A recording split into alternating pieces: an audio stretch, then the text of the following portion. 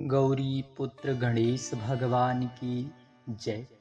जय श्री कृष्ण, राधे राधे। हम सभी लोगों को जिस तिथि का इंतजार बड़े ही प्रसन्न चित भाव से रहता है कि कब आवे वह पवित्र पावन तिथि, भगवान श्री हरि नारायण विष्णु को प्रसन्न करने वाली वह पवित्र तिथि, जिस तिथि का इंतजार सभी भगवत प्रेमियों, सभी वैष्णवों को बड़े ही प्रसन्न चित भाव से रहती है, वह तिथि एकादशी की तिथि। आप सबको पता है कि एकादशी की तिथि भगवान श्री हरि विष्णु को अति प्रिय है और बहुत सी प्रिय भक्तगण, बहुत सी मेरी माताएं इस का व्रत भी बड़े प्रसन्न चित भाव से करती हैं, भगवान की आराधना भी करती हैं, क्योंकि एकादशी के समान कोई व्रत नहीं है। शास्त्रों में ऐसा वर्णन है, एकादशी के समान दूसरा कोई व्रत नहीं। तो ऐसे में एकादशी की तिथि कब की है? 1 जुलाई या फिर 2 जुलाई? कब की है एकादशी? कौन सी एकादशी है? पूजन का क्या शुभ मुहूर्त है? पारण का क्या समय है? संपूर्ण जानकारियों से परिपूर्ण आज का यह हम सभी का विषय है। आज की वीडियो में इस विषय पर हम सभी लोग चर्चा आज करने वाले हैं कि कब की है एकादशी, कौन सी एकादशी है और इसका क्या महत्व है, और इस एकादशी के प्रभाव से किसको जो है मुक्ति प्रदान हुई थी, और इस एकादशी की क्या महिमा है, इसका क्या फल है, इन सब की आज हम चर्चा करने। वैसे तो एकादशी साल भर में 24 एकादशी पड़ती हैं, और यदि आधिक्य मास हो, मलमास हो, तो 26 एकादशी पड़ती हैं, और सभी एकादशियों का अपना अपना अलग अलग महत्व होता है, अलग अलग फल है और अलग अलग महत्व है। तो ऐसे में जो है आषाढ़ मास कृष्ण पक्ष की जो एकादशी है, उस एकादशी का नाम योगिनी एकादशी है। जथा नामे तथा गुणे। शास्त्रों और पुराणों में ऐसा वर्णन है कि योगिनी एकादशी का व्रत कर लेने मात्र से 88,000 ब्राह्मणों को भोजन कराने से जो पुण्य फल मिलता है, वह केवल एक योगिनी एकादशी के व्रत के प्रभाव से जो है वह पुण्य हमें बड़े ही आसानी से प्राप्त हो जाता है। शास्त्रों में वर्णित है 88,000 ब्राह्मणों को भोजन कराने के बराबर पुण्य मिलता है केवल एक एकादशी के व्रत करने से। तो आप सभी लोग व्रत कर रहे होंगे, क्या कर रही होंगी मेरी माताएं? तो आप सभी लोग बड़े प्रसन्नचित भाव से भगवान की आराधना अवश्य करें। तो आइए जानते हैं कब से प्रारंभ हो रही है।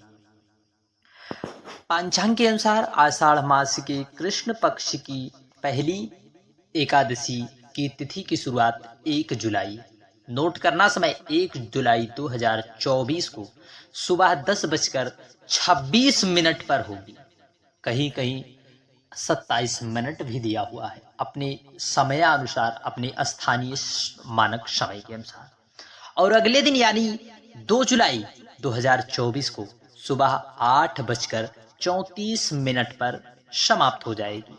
इसलिए उदया तिथि के अनुसार 2 जुलाई को योगिनी एकादशी का व्रत सभी भगवत प्रेमी जो भी व्रत करते हैं वह व्रत जरूर करें। आप समय अवश्य नोट कर लेना। और इस बार तो 4 ऐसे महादुर्लभ संयोग बन रहे हैं, तो आप सभी को बता दें कौन कौन से संयोग बन रहे हैं, इन संयोग की क्या महत्वता है, कितने बजे से जो है यह संयोग प्रारंभ हो रहा है। और आप हम सभी लोग एक विशेष जानकारी अवश्य सुनना। आपको बता दें इस जुलाई मास में पड़ने वाली यह एकादशी योगिनी एकादशी है, जो कि कृष्ण पक्ष में आषाढ़ मास में पड़ रही। इस एकादशी पर धृति योग योगिनी एकादशी पर धृति योग का निर्माण हो रहा है। इस दिन धृति योग 11:17 पर तथा इसके बाद शूल योग का निर्माण होगा। धृति योग में भगवान श्री हरि विष्णु की पूजा करने का फल हमें अति उत्तम फल प्राप्त होता है, और यह परम फलदायी होता है धृति योग में। और दूसरा त्रिपुष्कर योग।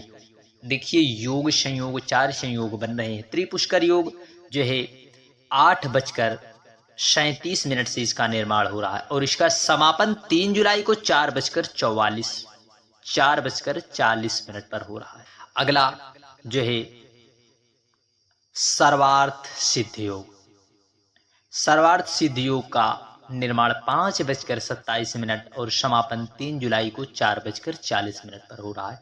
इस योग में सर्वार्थ सिद्ध अर्थात सभी सिद्धियों को प्राप्त करने वाली, सभी मनोरथ को पूर्ण करने वाला यह शुभ संयोग है। इस योग में भगवान श्री हरि विष्णु की पूजा करने से साधक को मनोवांछित फल की प्राप्ति होती है। मनोवांछित मन की जो इच्छा होती है, जो हमारी कोई मन्नत होती है या फिर मनोकामना होती है, वह जरूर से जरूर पूर्ण होती है। ऐसे शुभ संयोग में पूजन करने। शिववास योग, इस बार शिववास योग का निर्माण हो रहा है। इस दिन भगवान शिव का सुबह 8:42 तक कैलाश पर विराजमान रहेंगे। इसके बाद नंदी पर सवार रहेंगे। भगवान शिव के कैलाश और नंदी पर विराज रहने के दौरान अभिषेक करने से साधक को सभी कार्यों में सिद्धि प्राप्त। और आप सभी लोग ऐसे दुर्लभ संयोग में अवश्य पूजन जरूर करें। और आपको बता दें, आषाढ़ मास के कृष्ण पक्ष की योगी जो एकादशी है उसे योगिनी एकादशी कहते हैं। यह एकादशी जो है भगवान विष्णु के शयन काल आरंभ होने से ठीक पहले की एकादशी होती है। योगिनी के बाद देवशयनी एकादशी भगवान श्री हरि विष्णु 4 महीने के लिए क्षीर सागर में शयन करने के लिए चले जाते हैं। तो एकादशी व्रत और आषाढ़ का महीना दोनों ही श्री हरि विष्णु को प्रिय है, इसलिए एकादशी का महत्व बाकी सबसे खास माना गया।